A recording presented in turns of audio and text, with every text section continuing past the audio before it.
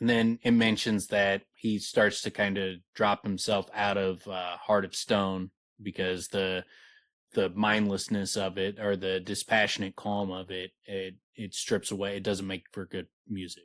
It doesn't make good for, artistic endeavors. So he kind of slips out of that, which I think is important, because I don't think he would have been able to do what he did had he been as deeply in Heart of Stone. I think he needed that, to be a little bit out of that, so that wild side of him would take control. So he mentions that, and then he tells her he's going to leave. He starts packing up his supplies, and then as soon as he tells her he's going to leave, it's like my mind went numb as quickly as if I'd been struck a blow to the back of the head. I felt passion, fierce and insatiable. I felt the need to have her, to crush her body to mine, to taste the savage sweetness of her mouth. And then he looks at her, and she's just sitting there, face angry and terrible, her eyes cold and hard as distant stars. And I love the way it ends with, there was such a weight of fury in her simple gesture that my stomach clenched, and I realized this fact. No one ever left Felurian. Ever. She kept men until their bodies and minds broke beneath the strain of loving her. She kept them until she tired of them. And when she sent them away, it was the leaving that drove men mad. I was powerless. I was a novelty. I was a toy, favorite because it was newest. Might be a long while before she tired of me, but the time would come. And when she finally set me free, my mind would tear itself apart with wanting her. Yeah, there's the realization that fuels the next chapter, right? Yeah. I mean, he does such a great job of tying in the desire to go to the next chapter in this little section, like where it goes right there, where it's like he's sitting there saying, she's gonna break my mind, she's gonna do whatever she wants to me, and there's nothing I can do to stop her. And so you're like, oh shit, he's in the shit right now. And then my body was breaking, the chapter before that, when he's talking about like, my body art, and I was breaking. And then so you go a little bit further. He keeps setting up the danger, ending the chapter with the danger of being with Felurian. Well, and what's so tremendous, man, if you just give like the raw details of what does happen in these scenes, it's like, well, how can that work? Well, he just goes in and he has sex with her. Then he plays her music, and then she gets mad at him for trying to leave. And so then they fight, and then, then they make up. Yeah. It would have been, he could have saved so much time if he just wrote that. Same thing. It's the same thing. Yeah, same thing.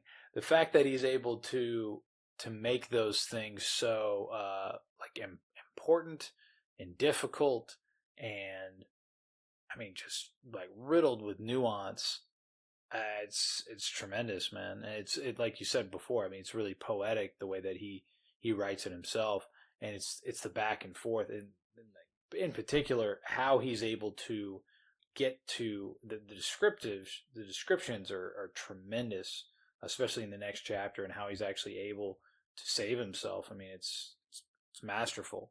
And that's what I was saying earlier. I mean, this is much more impressive in many ways. I shouldn't say much more, but it is more impressive in many ways than what he did with the bandits, because he's doing it within himself, and he's having to do something no one's ever done before. Yeah, I mean, what he does here is crazy, and I think there's cool aspects of it. So, like in chapter 97, titled "Blood and Bitter Rue," he fights off Felurian. She tries to take control of him, and he ends up calling her name and calling the name of the wind, and fights her off. It's an intense fucking moment for him. Yeah, it is. It's I mean, it's again, it's that tremendous ability that he has to create something that's really poetic, really tremendous imagery, like really, really great imagery in itself. But it's not just things you see. It's like the imagery of what Kvothe is experiencing, which curious to see how that can be portrayed. But it reads fucking tremendously, and yeah, it's intense. Talk about tension, shit. Well, and you get he says, I felt a cold wave of cold sweat sweep over my body. I clenched my jaw and felt a small anger flare up. Over the course of my life, my mind has been the only thing I've always been able to rely on, the only thing that has always been entirely mine. which is this anger is what saves him. And he talks about like he's started melting as my natural desires were replaced by some animal thing, unable to think beyond its own lust. That animal thing coming to the forefront too, combined with that anger, it ends up waking his sleeping mind. Like, I mean, Loden describing it as like a bear that's been hibernating. We get the bear wakes the fuck up in this chapter. And yeah. Well, and it's I love that dichotomy of he's torn between like animal lust and rage, and which is the rage of not having control of his mind, and he goes to a place of when he didn't have control and can access rage that we hadn't even really been fully aware of that was even accessible. Yeah. You know? And it's fucking tremendous. And it's all happened because he when he played her music, he started to let himself out of the heart of stone. And so he kind of gave, opened himself up to his emotions and to that sleeping mind aspect or natural instinct, animal side. And then when she pressed down on him, it was the anger and the animal desires were kind of warring with each other, but then they kind of just snapped into place into, we have to fight back for our life.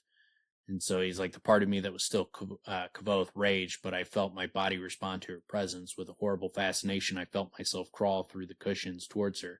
So it's like part of his mind, because of the heart of stone and because of the sleeping mind, he's still got some kind of control. And so he's like almost seeing himself do these things, and he's seeing himself lose control but he's still got a piece of him left that is witnessing him lust after her and lose himself to her.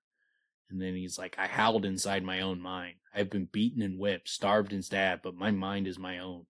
No matter what becomes of this body or the world around, I threw myself against the bars of an intangible cage made of moonlight and desire. And somehow I held myself away from her. My breath tore out of my throat as if racing to escape.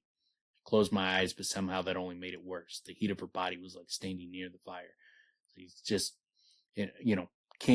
he's warring with that animal side that she's using her magic against him, and he's fighting it, but that this fighting is starting to wake something up inside of him.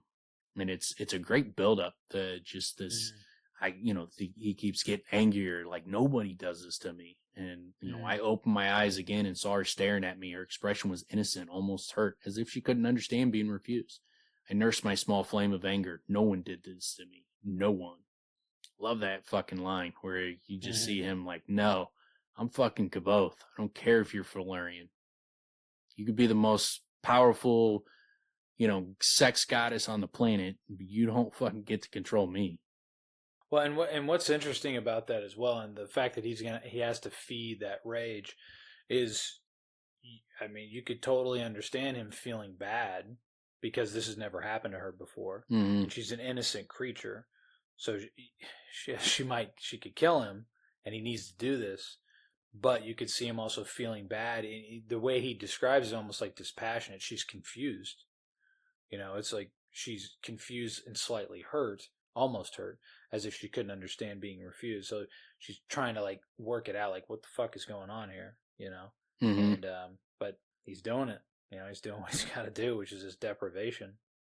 And then we get, I'd read it before in a previous episode, when he snaps back, when she touches his face and bends to kiss him, he, at this point, like his sleeping mind fully breaks to the forefront. And I think this is a good flashback to, and good evidence towards the fact that when his parents died and the troop was killed, and he went into the woods and he was playing his music by himself, he was playing all these songs, and then like when he's in Tarbean and he was just kind of this animal side to him, this feral state, I think that his sleeping mind was running the show during these moments. And so I think when he was playing his music, he was naming. And I think, when he wasn't using his magic, he wasn't thinking, he wasn't as intelligent. It's because his sleeping mind was in control. It's like rational mind was gone. And so I think we get a good demonstration of that sleeping mind taking over here, because he snaps. He starts thinking about the time where he was almost raped. He breaks a kid's arm, breaks his head, and just goes into a feral state where he's just going crazy on these kids and just completely snaps. And when he's in that state, that's when he looks at Felurian, he sees her. He sees, her name, her true name. And he sees the name of the wind. And when he says her true name, he sings it. He sings out 4 notes.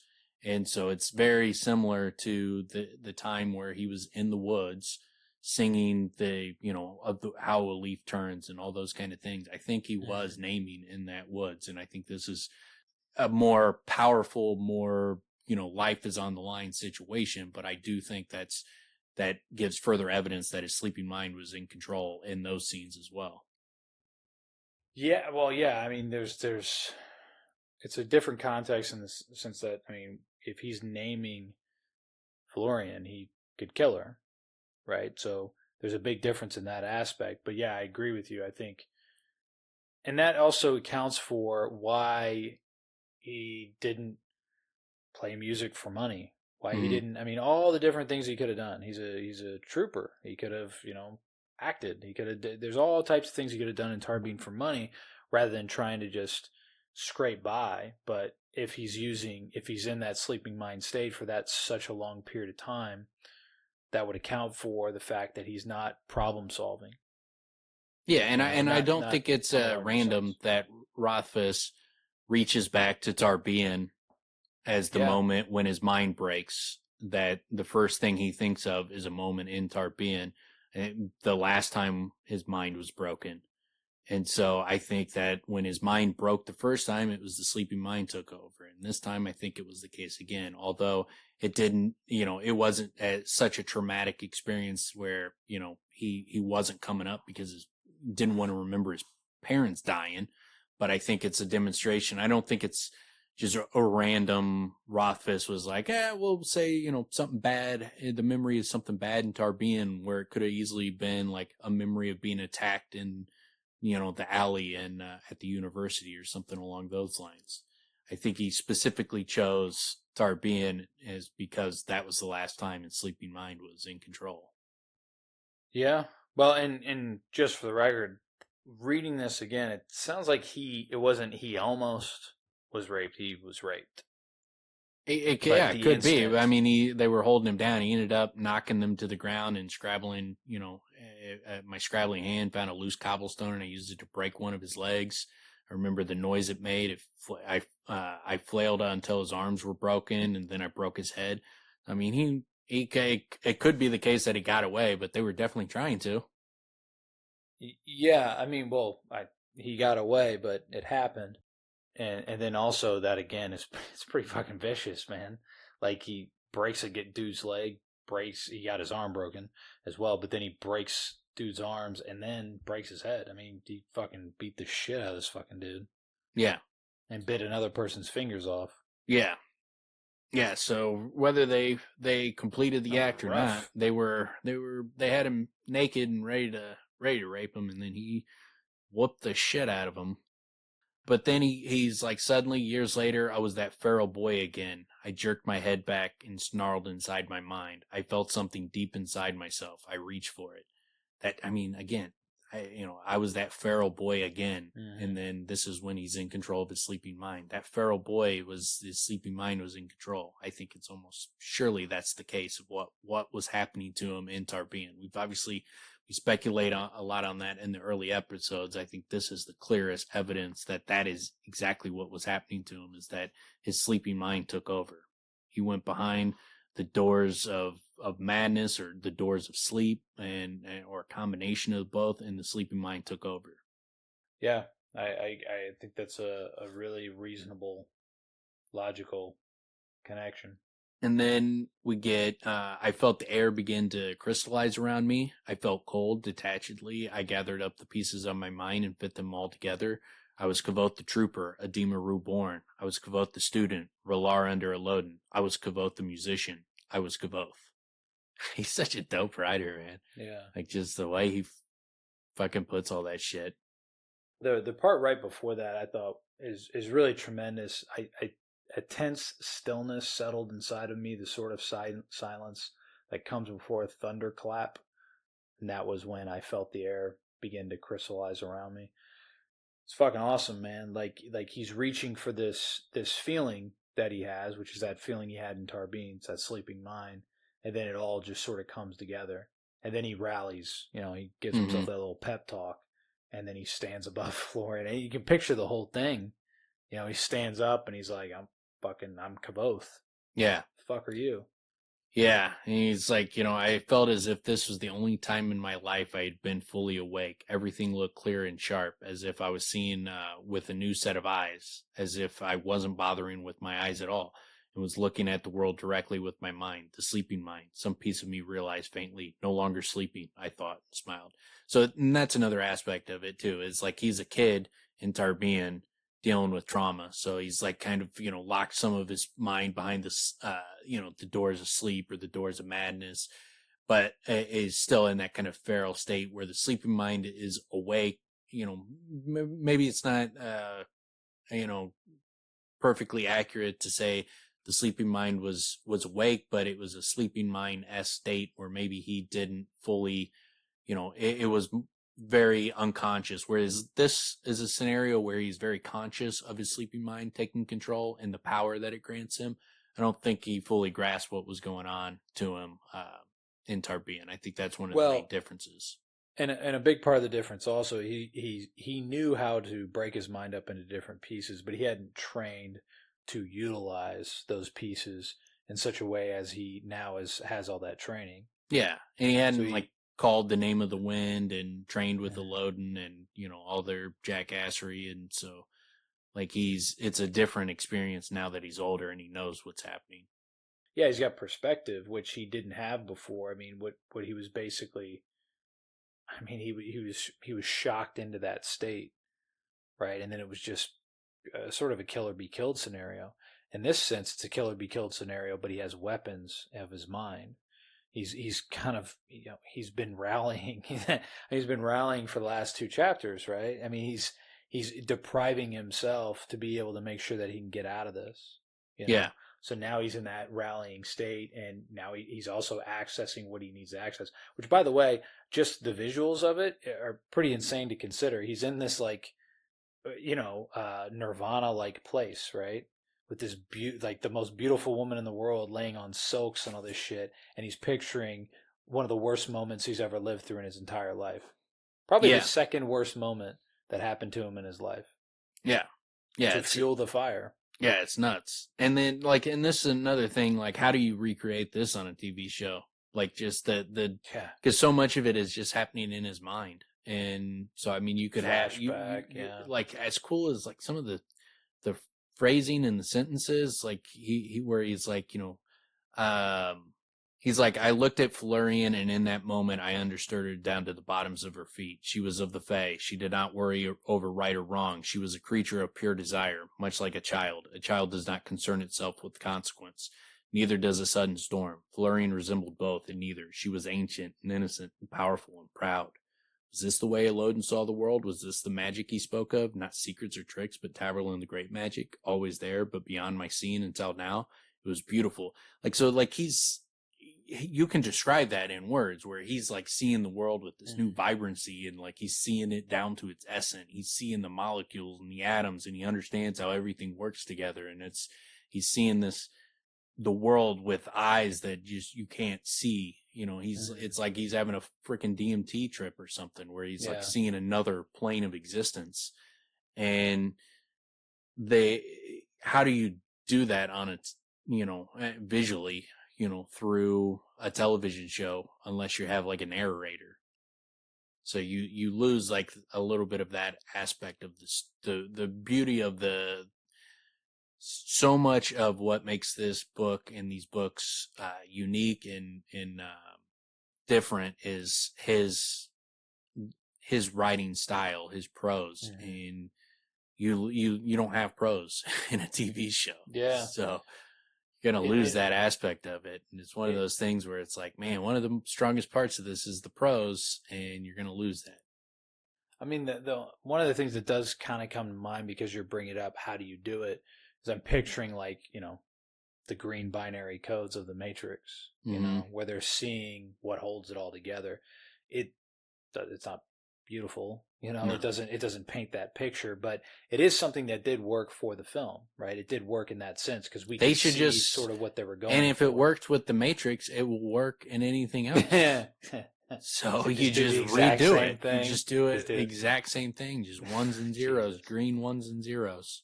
So be like, oh, so that's what this is. I take back my concern, and yeah, you can do it easily. The Matrix did it, so there, it's problem solved. So we can move on from that. But yeah, then he's like, you know, I met Felurian's eyes, and the world grew slow and sluggish. I felt as if I had been thrust underwater, as if my breath had been pressed from my body. For that tiny moment, I was stunned and numb, as if I had been struck by lightning. And so he starts like seeing her true name. It like thrust him underwater. It felt like it was too much. It was too much when he saw it. And then he's like, the moment passed and things began to move again. But now, looking into Felurian's twilight eyes, I understood her far beyond the bottoms of her feet. Now I knew her to the marrow of her bones. Her eyes were like 4 lines of music clearly penned. My mind was filled with the sudden song of her. I drew a breath and sang it out in 4 hard notes. Like, that's singing magic. And it's different. Like, even when he talks about the name of the wind here, he doesn't talk about like he sung out notes for the name of the wind. He saw the name of the wind and he spoke a name. He just spoke a name. But with Felurian, it's like her name is much more complex. Like Loden talks about one of the complexities, and one of his reasons he was able to see her name, where Loden was like, it's pretty impressive that you could speak someone's true name. And he's like, he probably, had you known how difficult it is, you probably wouldn't have been able to do it. And I think one of the reasons he was able to do it is because it was like a musical thing to him. He saw it as music. And I think that is a callback to the time in the woods when he was playing, like How a Leaf Turns. I think he's practiced these things and seeing the true names of things in his music. And so when he saw her true name, he saw it in a musical aspect, and then he sang out the 4 notes. So I don't think it's a coincidence that we're getting Tarbean, the feral child, and then when he sees Felurian's name, he sings it out, and it's like he struck these 4 chords. And so I think it is a callback to the preparation that was done while he was in a feral state as a kid after his parents were killed. So that's interesting. So the first few parts that you mentioned gets him to the place where he can even be in the state of being able to access her name. Yeah. But when he sees it, it would be something that a musician can interpret. Because the way he sees it, her eyes were like 4 lines of music, clearly penned. So he's able to interpret that, and basically what you're getting at is many would not be. Like, yeah. Well, what Loden says, it would be nearly impossible. If you knew how hard it was, you wouldn't even likely be able to do it. But with his background, that's the thing. He's got the makeup for it.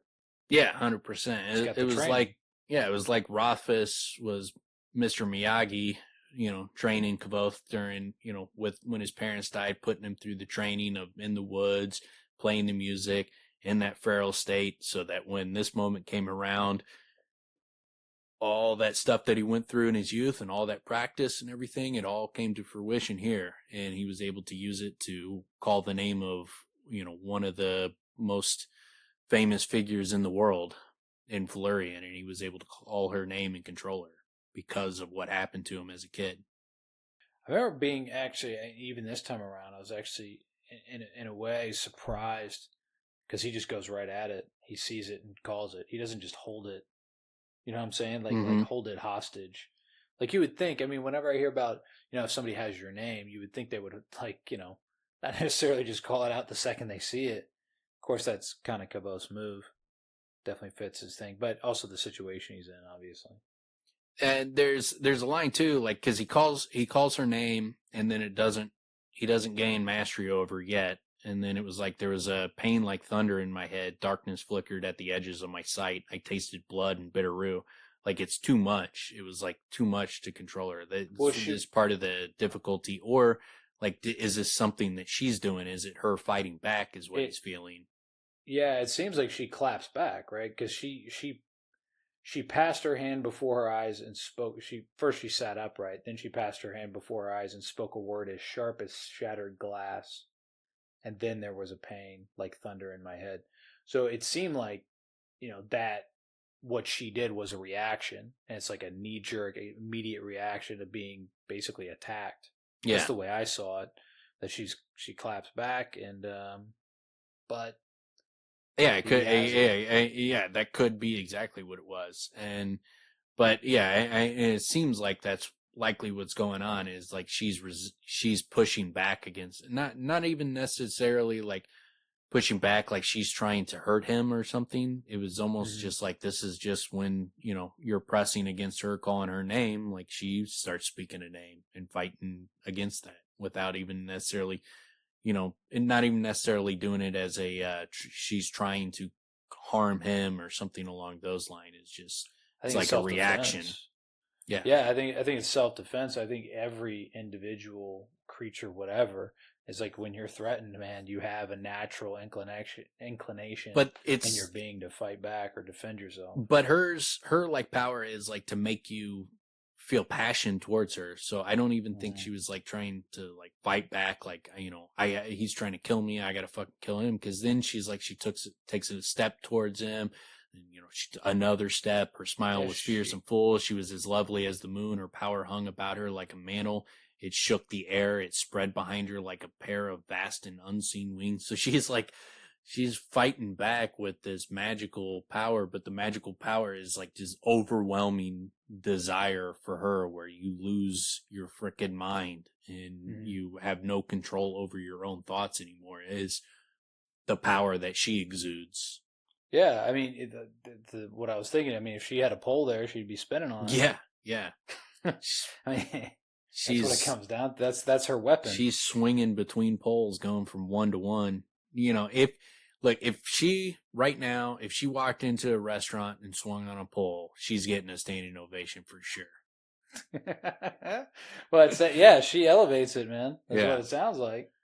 But then, she met my eyes, and in the twilight written there, I saw again the 4 clear lines of song. I sang them out. They burst from me like birds into the open air. So he names her again, and then suddenly my mind was clear again. I drew a breath and held her eyes in mine. I sang again, and this time I was full of rage. I shouted out the 4 hard notes of song. I sang them tight and white and hard as iron.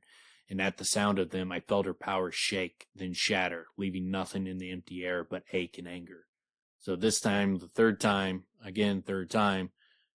he says her name, it breaks her power. He overpowers her at that point. And Felurian gave a startled cry and sat so suddenly that it was almost like a fall. She curled her knees towards herself and huddled, watching me with wide and frightened eyes. Becomes like a child. She's like completely in his control now. And she's like, oh shit, what did I bring in here? Yeah, I mean, and what is she used to doing? She's used to owning everybody that comes in. Yeah, and then she's like, until they die. Now she's owned. Yeah, and she's probably, there's probably like 5 people she's met in her entire existence that have that kind of power that could name her. Yeah. When she is, using her power to fight back, and he's able to use his power to overpower her. There's probably not many people in the entire history of the world who would be able to do that to her. And Kvothe does it. And again, I don't think it's unearned. I think a lot of people talk about like, oh yeah, then he's, got the power to name her. I think Rothfuss laid the tracks with what happened in, his childhood in Tarbean for this very moment. And I think that's why he calls back to those moments, and that that he sings her name. And it's not just that he says her name, he sings it. I think it's a callback to, the preparation that he already put in the books. But it's just, he hides these things. Mm-hmm. Well, I agree with you 100%. He's giving the evidence as he's delivering it. I mean, he's telling you why these things are possible. You know what I mean? It's not out of the blue. Yeah, her name is out of the blue, but that's how naming works. That's how the sleeping mind works. That it's those dark, intense moments. He's fighting for his life. You know? So and then and on top of it, we're getting delivered again, one of the probably the second worst moment in his entire life, which we weren't actually even aware of in full capacity. So, I mean, it's not like it just happened out of the clear blue sky. No, not at all. But yeah, and then he calls the name of the wind. He's like, I laughed and spread my arms, marveling at its shifting shape. I cupped my hands and breathed a sigh into the hollow space within. I spoke a name. Again, he spoke a name that time. It's not he sang out, and I think that demonstrating how complex Felurian's name is. And, it makes clear that I think Elodin is accurate when he's like, you spoke Felurian's name. That's what happened. But he's like, I moved my hands and wove my breath gossamer thin. It billowed out, engulfing her, then burst into a silver flame that trapped her tight inside his changing name. Now that you could probably make a cool visual imagery of him picking her up with the wind, and it's like a silver flame going around her as she's kind of trapped and held within it. He has full control over her. He's like, I knew that I could kill her. It would be as simple as throwing a sheet of paper to the wind, but the thought sickened me, and I was reminded of ripping the wings from a butterfly. Killing her would be destroying something strange and wonderful. A world without Felurian was a poorer world. A world I would like a little less. It would be like breaking Ilian's loot. It would be like burning down a library in addition to ending a life.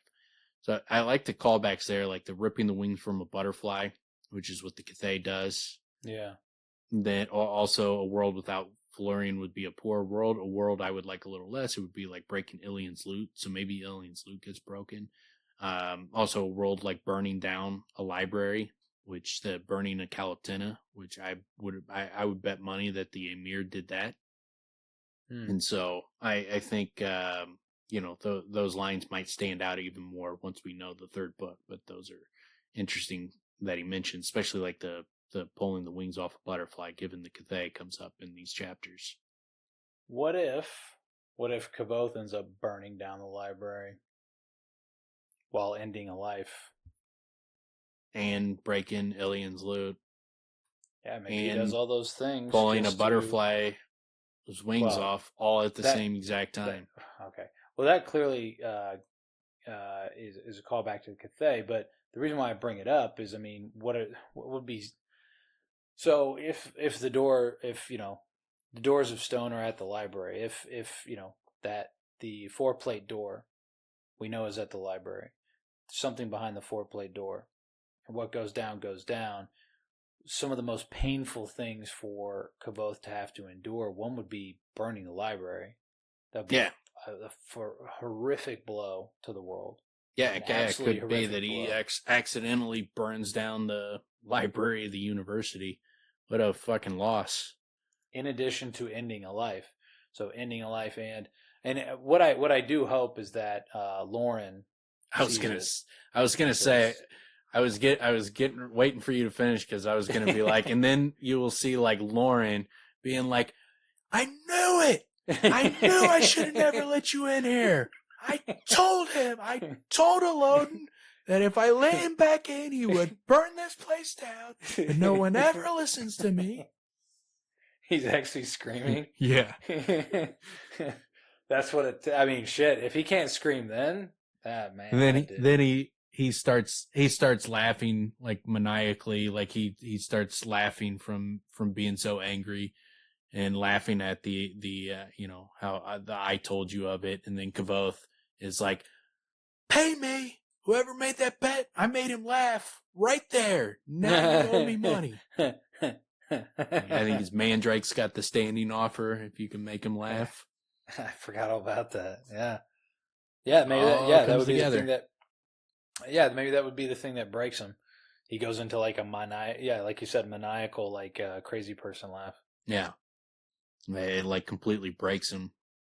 But and then so he's like, on the other hand, my safety and sanity were at stake. I believe the world was more interesting with Kvothe in it as well. I love that little line there. It's fun, funny little line. It's like, on the other hand, I'm pretty dope too. And I would rather be alive than not. And so, but he spoke again. The wind brought her down among the pillows. I made a tearing motion, and the silver flame that had once been my breath became 3 notes of broken song and went to play among the trees. So he sets her free, and then she sat, and she's looking at him, and like going from fear to caution to curiosity. She's like, what the fuck did I let in here? And not only is this dude like a sweet poet, but this dude's got crazy power. And he's legit dangerous. And then he starts to feel it fade. And he's like, a forgetting. I realized the name of the wind no longer filled my mouth. When I looked around, I saw nothing but empty air. I tried to remain outwardly calm, but as these things left me, I felt like a lute whose strings were being cut.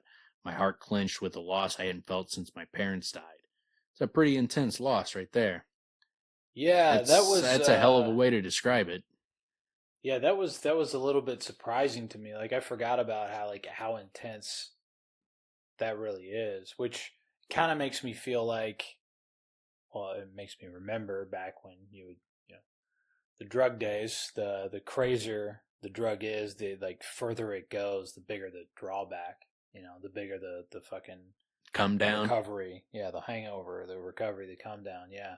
So it kind of resembled that to me to a degree. But he also visited a fucking awful place. So there's also that. I mean, a lot going on in old Duder's brain here, man.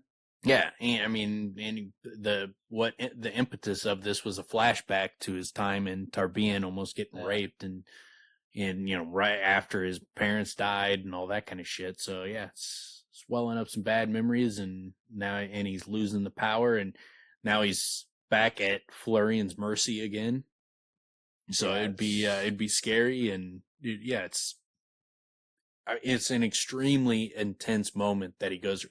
Like, I don't care what else happened in the Fae. Just these opening couple of chapters would be like, yeah, no, the Fae's fucking dope. Like, did you not read this chapter when he fought Felurian? Like, that's fucking dope. I don't know how you read that as a fantasy fan and you're not like, yeah, it's fucking dope. What are you talking about? By the way, so I've read the book, so I know what ends up happening, but if you hadn't, and it leaves here, it is fucking dangerous, man. Like, this is like fighting Fella. Like, you thought you had the upper Fella, fighting Debbie. At one point, he started the fight and he got his fucking ass kicked.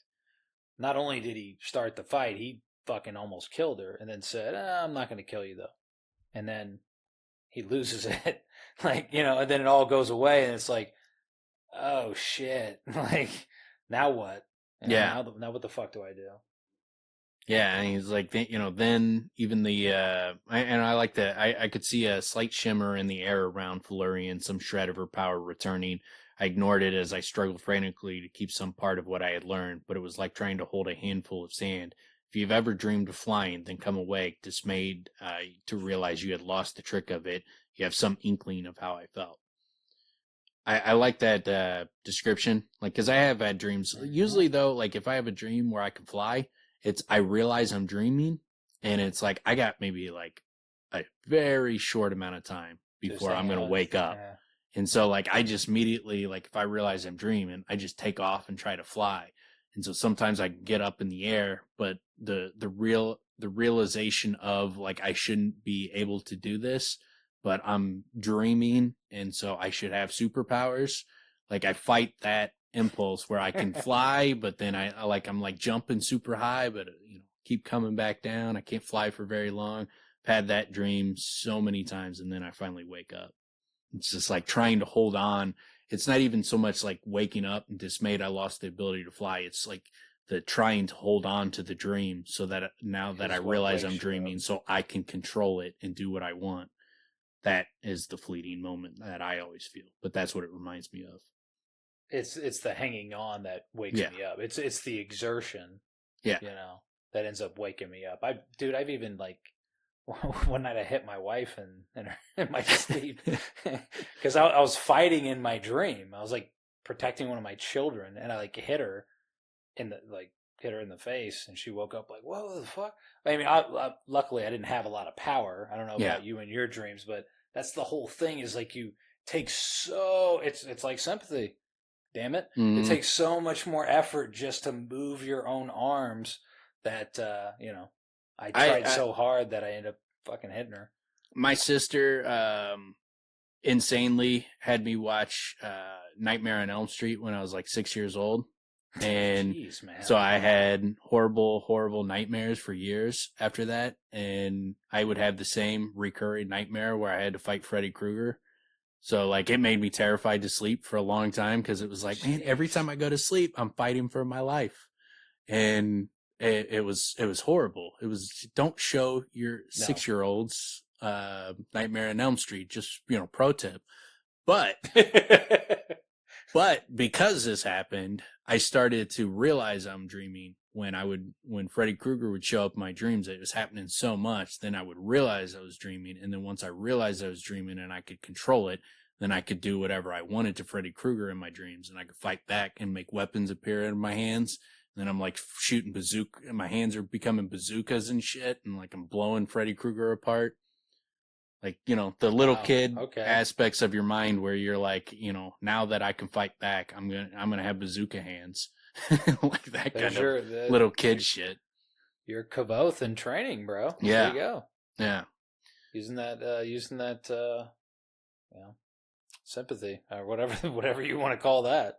Yeah, that's where I think, why I seem to remember my dreams more than, or realize I'm dreaming more than a lot of people. But then we get, then even the perfect vision of my sleeping mind began to fade. I looked desperately at the world around me. I tried to memorize the sight of it, unblinking. Then it was gone. I bowed my head, half in grief, half to hide the tears. Yeah, that is badass, man. Like, again, I would second what you said. I mean, the writing in these chapters is tremendous. What he's been able to weave to give himself the platform to do what he does here is great. There's a section that I just wanted to, like a couple sentences I wanted to point out because I think it's probably the most whimsical these books get. And it's when he does decide he's not going to kill her. He says, I spoke again, and the wind brought her down among the pillows. I made a tearing motion, and the silver flame that once had been my breath became 3 notes of broken song and went to play among the trees. Yeah. Which is kind of, I mean, when you're in the moment, it's really intense. And then it's getting kind of like, he's got control here, but he makes this decision. He doesn't want to kill her because the world's better with her than without her.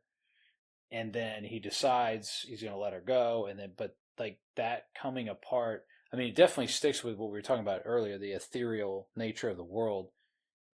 The idea of he does this and it becomes 3 notes of broken song that went to play among the trees is just, again, that's, he doesn't speak like that.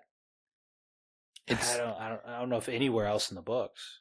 No, he doesn't. And what it reminds me of is like, if you hear like the wind blow through like trees and you hear the sound or like go through wind chimes, it might even be a better example. Like, and you just hear the music play, like that kind of thing where he sent the wind out and it was making a noise. But like, because of the nature of this world, it's almost like a living thing, the wind. And so it, that breath that he blew out, went and blew through the trees, but to him it's like 3 notes of music, and so that's how he sees it. But like if you're just a person in that world, you probably just feel a breeze come blowing past you and through the trees. But Kvothe sees the wind as like this living, creature that he's created. And I guess in a way that in particular is, right? Yeah. Yeah, I think it's tremendous. It kind of also hints at a big part of what I like so much about Ari's book. It's the license he gives himself by creating the platform that is like this world that is the Fae with Felurian and the whole dynamic that's involved there and everything that Kvothe has become to get there in the first place. It's great. I mean, the combination of all the different aspects that go into it, and then his ability to be able to tell it in such a unique way is what's going to be real hard is to recreate is you have this woman that is going to have to be extremely attractive, extremely desirable, and you're going to have to portray it as not just like, the dog fucking painting tongue out, type of thing. It is like, this is extremely dangerous. This attraction could kill you. This is a danger. It's that buildup of how powerful she is, and you're fighting for control. Like it's a war that is going on between, his mind and controlling himself. And then the war, once he gets control of himself, becomes a war between him and her, and their competing powers. And it's so, when you're showing this, it's going to be hard to show them like, getting together and having sex, and it's this beautiful thing, and not turn it into like, oh, whoa, man, I'm so into you. And like, like a dog painting with his tongue out. It's hard to do without cheap imagery. Yeah. How do you do it without making it, making it what all the people that criticize it, what they say it is? How do you, cheapen it, create it, and not do it in a cheap way, where it is this amazing work of art is what he creates here. And it's going to be very hard to recapture what he did in a TV show. I think, unfortunately, it probably will just be cut. No, you can't cut Felurian. It's much easier. It's a hell of a lot easier to do it. You can't cut Felurian. What, are you not going to have the Fae? Felurian is too pivotal. Too much pivotal shit happens in the Fae. You can't cut the Fae. If you do a poll of like large, whatever I've seen, large audiences, it's part of the biggest. It's a piece of the biggest part of the books that, for whatever reason, creates animosity. So what? Like, in a large portion of the audience. Yeah, but I mean, you don't cut that out. Like, it's too pivotal.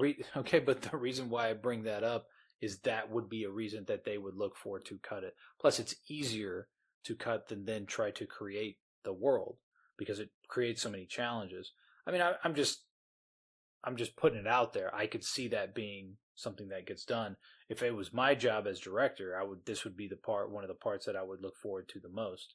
Yeah, because you have like the biggest artistic license. And to me, it's or like art. It's like how it would be the most challenging aspect, but I don't. It's way too fucking pivotal. Like, I mean, this is where you get the Felurian talking about Iax stealing the moon, the creation. That's what started the creation war. The Kvothe, he gets his cloak. There's too much pivotal. What you're focusing happening on there is the true overall arc of the story.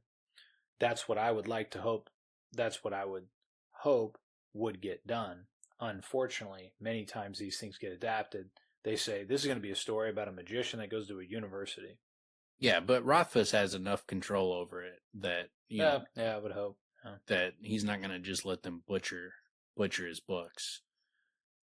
He's got enough control. We know he's got enough control, because if he had no control, there'd already be 3 movies out by now. They would have just started putting this shit out, and they wouldn't be waiting on him, and they wouldn't have Lin-Manuel, whatever his name is, Miranda. They wouldn't have him like working on songs forever. He's out of it. He's not working on it anymore. But they wouldn't have been working for so long. They would have just start putting shit out. They would have put a movie together, and they would have just cut it down, and they had someone do their own thing, their own image of Name of the Wind, and just told, once they got the rights to it, they would have just did their own thing. They wouldn't be sitting on it. So I just watched the Curb Your Enthusiasm season that has Lin-Manuel Miranda in it. Mm-hmm. Or at least the guy that plays him. I don't know if that's actually him or not. I don't know much about him. But he's kind of a dick. And he's kind of like a pretentious kind of, pompous, artistic sort of dick. So I when you say like he's out of it, like it sounds like dollars, right? Because, be fucking hot shit. No, he was like, we couldn't crack the code. We couldn't figure out how to do it. And that's why clearly Rothfuss has some control, because there would be couldn't crack the code. They would have just did something. Yeah. And just put it out. Well, that's what happens in the episodes of Curb Your Enthusiasm. I don't know if you've seen it, but that's what happens is Larry just loses control. Yeah. Because Lin-Manuel Miranda gets the desk and Larry's sitting in a small chair. So because he doesn't have the desk, fucking he just yeah, I guess we could do that. He just loses all control. Yeah. Yeah. So Yeah. but yeah, I mean that's I like hearing shit like that. That's good. That's good that like, because fuck man, clearly he has the vision. He knows what he wants, and especially man, because when they say can't crack the code, I'm like I'm picturing the Lay of Sir Sabian Trailiard, man. That's the fucking that's like the moment that like obviously the first moment is like, all right, what's this world gonna look like when they try to put it in visual form from what I've read, and who they're casting, all that bullshit is one thing, but once you get to like that performance, that really tells you, were they able to deliver, on. And fuck, I don't even know what the song sounds like, really. Yeah, I mean, we just know it's perfect. And yeah, like, how do you, what does perfect sound like? Yeah, exactly. And that's you also hear this like with a lot of Sanderson's fan. They're like, oh, you could never do the Storm, like the magic systems are so complex, blah blah blah blah blah, and so you have to do animation or anime. I don't think those are problems. I think the technologies, I mean, we see like there's nothing any Marvel hero magic that they have to shelve because it's just not possible. Movie magic, they do it all. Like they do insane shit. Mm-hmm. I mean, watch the Avengers. Like there's every type of magic you can imagine is in those movies. And so you could see guys flying around and throwing shit and, pulling in lightning and storms and all that kind of crap. You could see that. I can see the mechanics of it, or the actual demonstration of the magic. What would be hard is how explaining the magic and explaining how it works, because it's a hard magic system. So there's limits to it. And so like the way they explain it in the books, they go through. He's like, I could do this magic and it has these limitations, and this one is the harder one, and this one I had to use more Steinlight. And so they explain the system. Like, how do you do that in a movie without it becoming a lecture and boring? Mm-hmm. And then, well, with Abinthy, when he leads Kvothe initially, you can do something like that. But yeah, dude, and then also like the Hotfoot, man, that's gotta happen. That's gotta happen. That's a problem Rothfuss solved in the book. Like his magic system, like the scenes where he explains the magic, those are some of the dopest scenes in the book. Yeah, so you don't have to change anything for him. It's a little different. Like in Stormlight Archive, like the first description of the magic, you're just in Zeth's head and he's just telling you how the magic system works. Can't do that. And so that would have to be explained differently. That would be harder. But that can be done. And so like the magic system, I don't think that's the problem. I think Stormlight is much easier to make a live action show than Name of the Wind, because a lot of the strength of Name of the Wind is the prose, the music, and the descriptions of things. Like that is what is, makes it a unique story. And that element is going to be hard to represent in a live action show. What we just read, I mean, what kind of I mean, you're going to have DiCaprio, like the acting, and to be able to portray what we just read, the struggle within, that type of shit.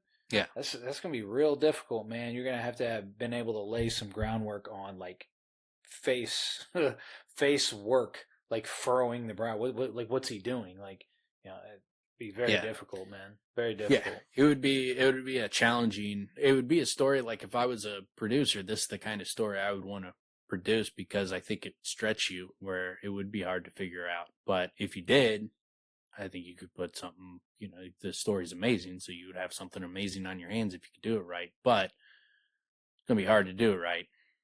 Well, but it is that thing of, like, if you can do it right, like, look at what The Matrix did, right? Or whatever it is. I mean, think of the examples.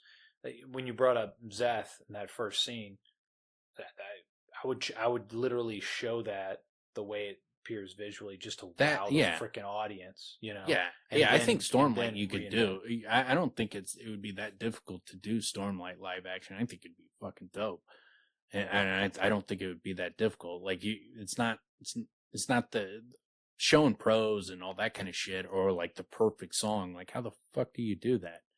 Yeah. There's so much of what he does that it's the beauty of his writing that is what so many of the things where you're reading it, it's like, wow, that is an amazing piece of writing right there. It's like, well, okay, well, that's not a scene. That's writing. Yeah. That's that's hard. That's difficult to do. And there's plenty of great scenes, but also there's great prose and great writing, and so it's gonna be a difficult story to crack.